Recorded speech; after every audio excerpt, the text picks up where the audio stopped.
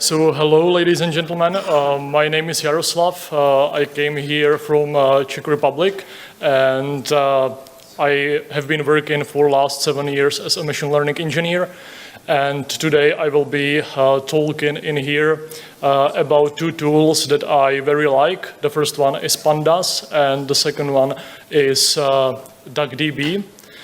Maybe before I start, I would like to ask you a few questions, if you don't mind. So please, can you raise your hands if you have any experience with Python, please? Okay. A lot of supporters, I can see. Can you raise your hands if you have any experience with Pandas, please? All right. Do you have any experience using Pandas in production environment? So quite a few people, I can see, thank you. And do you have any experience working with DuckDB? Okay, one. I wanted to also ask you if you have any experience using DuckDB in production environment. No. Okay, perfect. So I hope this talk will be valuable for us because it will just cover the basics. It will scratch the surface. So I'm just saying that to set up the expectation. All right, so maybe you are asking why I have decided for this topic. So what was my motivation? As I said, I work as a machine learning engineer, and I've got quite some tools in my toolbox, right? I use some tools for data wrangling. I use some tools for data manipulation and data analytics. I use some tools for development of my machine learning models, or quite recently using the ones that were already created. And I use also some tools for data visualization tasks and for presenting my machine learning models to other people, to clients or to my colleagues.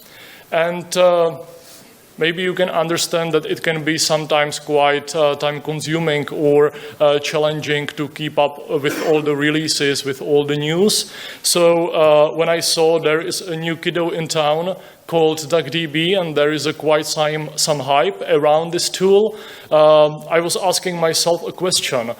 Is it worth it? Is it worth it to learn a new tool and to add a new tool to my toolbox?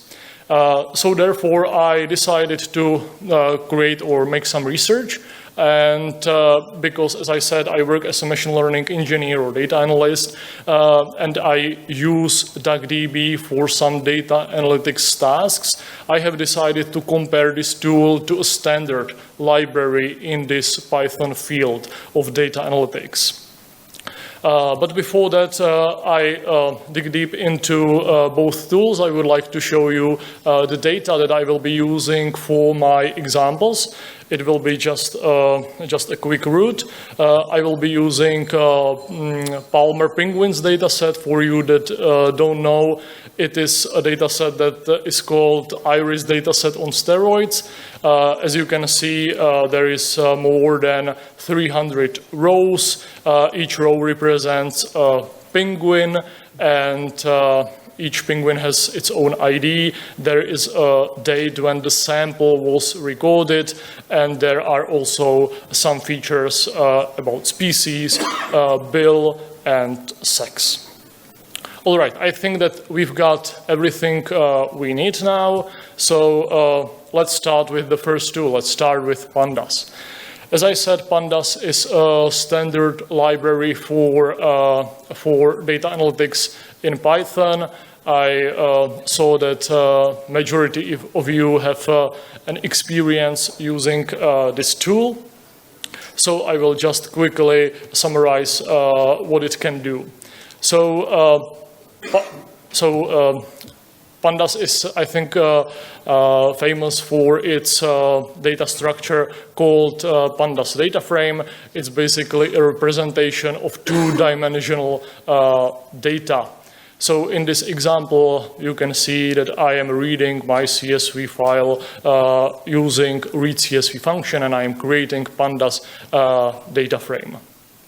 The other, or the second, very famous, or how to say it, data structure defined in Pandas is Pandas series, which is basically a labeled array of data, one-dimensional data. Okay, when we've got this Pandas data frame, as I said, a representation of two-dimensional data set of tabular data, I can use quite some methods that this data frame has got for my data analytics tasks. In this particular example, I'm trying to compute some statistics for every species. And how I do that? In the first step, I am using assign method to convert the string column to lowercase. I'm doing it by assigning a new column that is named the same way as the original one. Then I'm grouping the data by species, and after that I am using another aggregation method to compute count of the samples, count of the male penguins, and mean of bill length. And as a last step, I'm just rounding all the numeric values to one decimal. The other feature that I would like to mention, and I think Pandas again is famous for, is the ability to help you with time series analysis. Especially in the beginning when the Pandas was released, this was a famous feature. It supports things like shifting the data, rolling functions, or for example, resampling. In this particular example, you can see that in the first step, I convert string date into a date time. After that, I'm trying to create a Pandas series of unique dates from year 2007. I do that by selecting the date column, then filtering only the values from year 2007. Then I drop duplicates, sort the values, and reset index. So I've got a Pandas series of those unique dates from 2007. And just to show you how can I use the shift method, I picked this very simple example in which I try to get the difference between days when the researchers were collecting the samples of penguins in Antarctica. And you can see I do it in a very, let's say, intuitive way by just detecting those two Pandas series. And I am getting the difference again in a very intuitive way. The other thing that I would like to mention is that Pandas has quite a few integrations of other libraries into Pandas. The very nice example of that can be tools for creating plots. In this particular example, I am using plot method to create this simple scatter plot, and I am using matplotlib backend for visualizing the data. On the other hand, I can use other tools as plotting backend. I can use, for example, Bokeh, I can use Plotly, I can use others. Right now, I have mentioned that there are some tools integrated into Pandas, but it works also vice versa, right? As I said, Pandas is a standard library, so many other libraries expect Pandas data frames or other data structures as their inputs, or they return them as an output. Very nice example can be those tools for creating machine learning models, such as scikit-learn or XGBoost. All right, so I think we covered a few features about Pandas. Let's cover the strengths and weaknesses of this tool. So from my point of view, the main strength is that it is a Swiss Army knife for data analytics. If you decide to just load your data and transform it in some way, if you decide to do the whole data analytics, if you decide to do some time series analysis, or if you want to plot your data, you can do everything with that and you will be just fine. As I said in the previous slide, there are some integrations with other Python libraries, which makes things a little bit easier as well. And last but not least, I think that Pandas is quite a popular tool. There is a huge community around it. So if you struggle with something in Pandas, I don't think you will be struggling for a long time, because there will be people that would be willing to help you. And I have to give thumb up for documentation, because I feel like their documentation is brilliant and I very much like it. To be fair, I need to mention some weaknesses as well. The main one is performance with large data sets. Sometimes, or not sometimes, but when you load data sets to Pandas, you load it basically to a memory. So when there is a data set larger than memory, then it won't work. Also, this huge drawback is how to say it, solved in other, let's say, Pandas competitors or other tools for data analytics in Python. For example, Polars is a very nice example of a tool that tries to solve this issue of Pandas. The other weakness is focus on structured data, even though there is a support for working with unstructured or semi-structured data in Pandas. From my point of view, or from my own experience, it doesn't work very well. So I need to put it into this column. And the third thing that I think is a weakness is a steeper learning curve for advanced features. In the previous slides, I have shown you, let's say, some very basic examples. On the other hand, I think that when you want to use some advanced features, it is a little bit sometimes harder. I can see in codes of other data analysts that even though they are trying to do some data analytics with Pandas, they sometimes take some shortcuts using other tools when trying to solve some issues that can be solved by Pandas as well, which means that they are adding some other dependencies into their codes. And from my point of view, it's very unnecessary.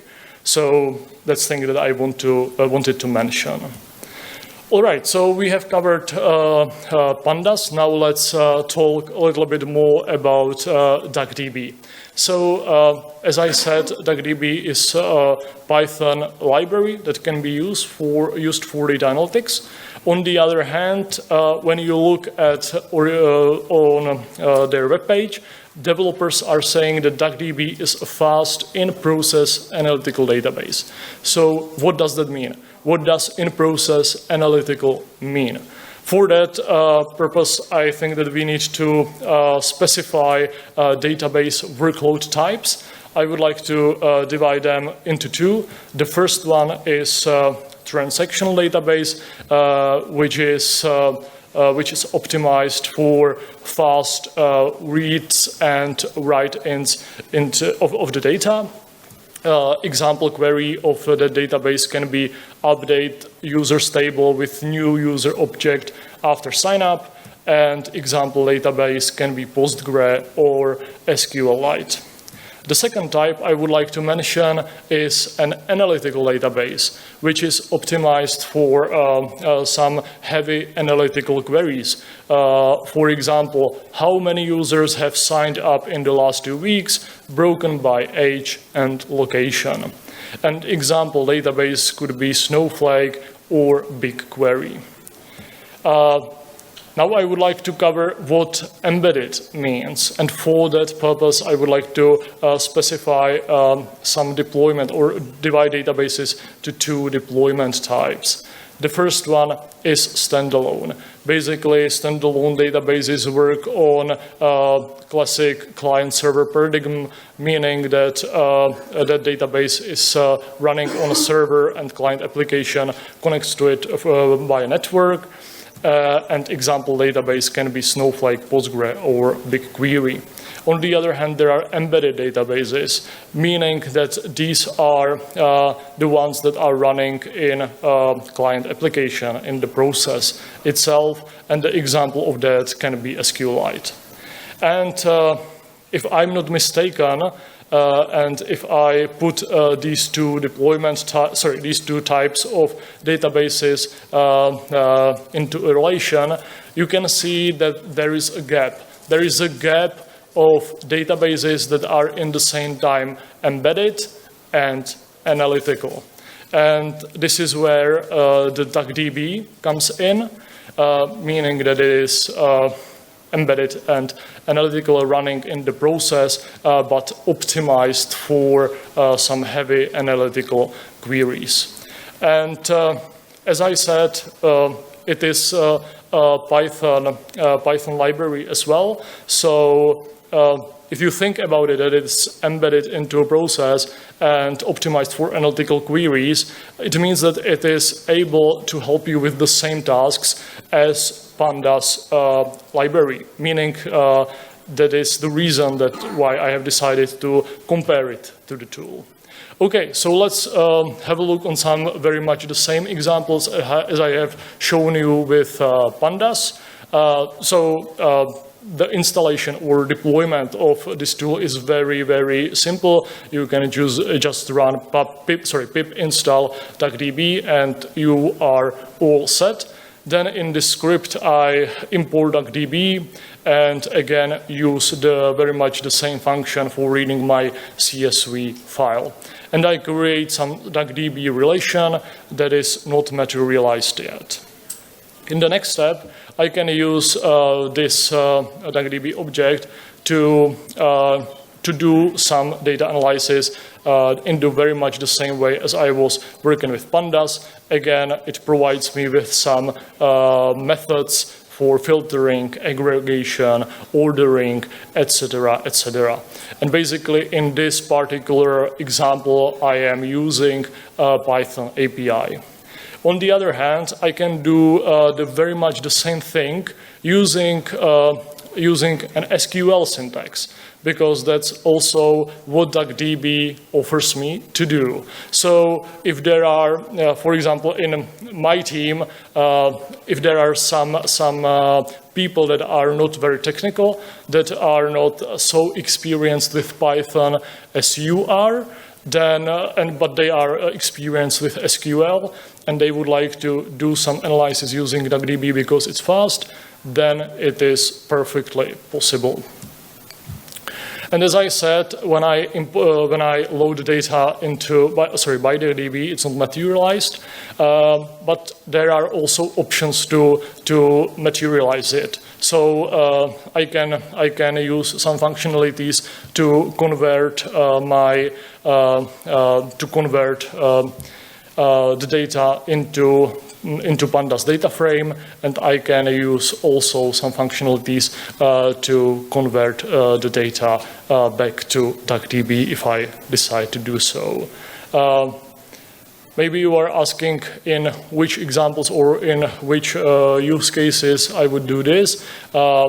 We have to bear in mind that DuckDB doesn't offer the other functionalities as Pandas does. For example, the plotting capability or the time series analysis. So in these cases, I can use DuckDB for basically loading and transforming my data in a very fast way, and then I can continue with my analysis using the other tools that I want. Okay, so let's sum it up a little bit. So from my point of view, the main strength is performance. As I said, it is a very, very fast tool when you check some benchmarks and comparisons with other data analytics tools in Python. You will find out that DuckDB is best performing or the fastest tool you can get. Then I think that very nice thing what you can do is reading multiple files at once. Especially, for example, I've got some CSV files with the same schema that are saved on my AWS S3, and with DuckDB, I can use just one function that loads everything into one object. If I would use, for example, Pandas, I would need to probably do some for loop and concatenating all the data frames that I load after that. So it wouldn't be, one function. But with DuckDB, it is very much possible, and I think that if you write less code, there is less chance to produce some bugs. So that's why I am mentioning it in here. The other strength is SQL syntax. As I said, I see its value especially for people that are less technical but wants to use the capabilities of DuckDB as well. And the last thing that I wanted to mention is that it's not only a Python library. It has got APIs for all the major programming languages. There is also a CLI tool for DuckDB for some, let's say, testing and prototyping. So yeah, you can use it in other languages as well. To be fair, we need to mention also some weaknesses. As I said before, there is only an analytical workload, or it supports only an analytical workloads, meaning I cannot do any time series analysis, I cannot plot my data using DuckDB. So it's not that Swiss Army knife as Pandas for my data analytics. I feel like the community is still growing, but it's not very big so far. So it happened to me quite some time that I was struggling with something, and I was struggling with that a long time to get some help. So, but that means, or that is connected to the last thing, that the tool is very new, is, in my opinion, also a little bit immature, because again, I found out some use cases when I used some functions that were very well described in documentation, but it didn't work as I expected. So even though there is, let's say, a huge potential for the tool, I think there is still a room for improvement. All right, so we covered two tools, Pandas and DuckDB, for data analytics. I would like to compare them one last time. So I have prepared this table, and I think that it is pretty much the same as in the nature. Because if I think about Pandas, they are much slower than ducks. It means it is applicable in nature and in Python world as well. The same thing can be applied to size, because Pandas is big tool with all the dependencies. On the other hand, DuckDB is a very lightweight tool, very small. And as I said in the previous slide, from my point of view, Pandas is a tool that is an adult tool, but on the other hand, DuckDB is, from my point of view, still a teenager that needs to grow up a little bit. Okay, so maybe you are asking if how I decided, right? If I decided to enrich my toolbox by DuckDB, I think that it is pretty much clear that I decided to do so. Main reason is that there are still use cases where DuckDB can be very much helpful. The first one is in working with large data sets when Pandas or other tools are not enough. And the second use case is, are those where I need my code to be very fast with very low latency. For example, we have some machine learning models, and on the inference side of things, we need to prepare some data for the machine learning model. And we do that with DuckDB because it's very fast during an inference. So to be honest, I very much like DuckDB for its capabilities, and I would like to thank you for your attention. And if you liked this talk, if you would like to check the slides, you can scan this QR code, get into my GitHub profile, and check not only the slides, but also the code that I was sharing here with you today. So thank you again for your attention. It was a pleasure to have you.